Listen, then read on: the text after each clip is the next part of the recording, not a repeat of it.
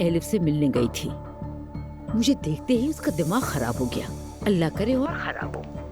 वो समझ गई कि वाकई ड्रामा है, लेकिन फिक्र ना करें, वो कुछ साबित नहीं कर सकती। बेशरम बेहया, बस एक यही गुनाह बाकी रह गया था, वो भी कर डाला तुमने। नानी संभाले खुद को।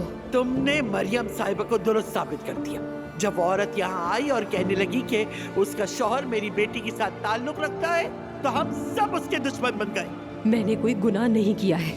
वो मुझे गालियाँ और धमकियाँ दे रही थी। अच्छा, या अल्लाह, और क्या क्या देखने को मिलेगा। एक के बाद एक कुछ सामने आ जाता है। झूठ है, ऐसा मुमकिन नहीं है। खाला ऐसा नहीं कर सकती। पुलिस के पास सारे रिकॉर्ड्स मौजूद हैं। ऐसा नहीं हो सकता। और क्या मैं अपनी खाला को नहीं जानती? लगता है तुम नहीं जानती हो। अम्मी, क्या वाकई ऐसा कुछ हुआ है? शिकायत और रिकॉर्ड मौजूद है, लेकिन एलिफ कहती है उसने नहीं किया कुछ भी। उमर, तुम्हें अपनी इस्लाह करने की कोशिश करनी चाहिए, समझ गए?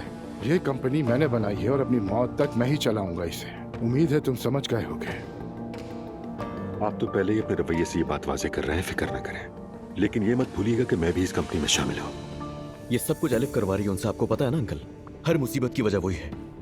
अब हम क्या करेंगे चचा? हमें कुछ ना कुछ तो करना होगा, ये ऐसे नहीं चलेगा। मुझे फौरन बोर्ड ऑफ डायरेक्टर्स की मीटिंग बुलानी होगी, वोटिंग करवानी होगी, और कोई रास्ता नहीं है। तो आप हटाने की बात कर रहे हैं बाबा को?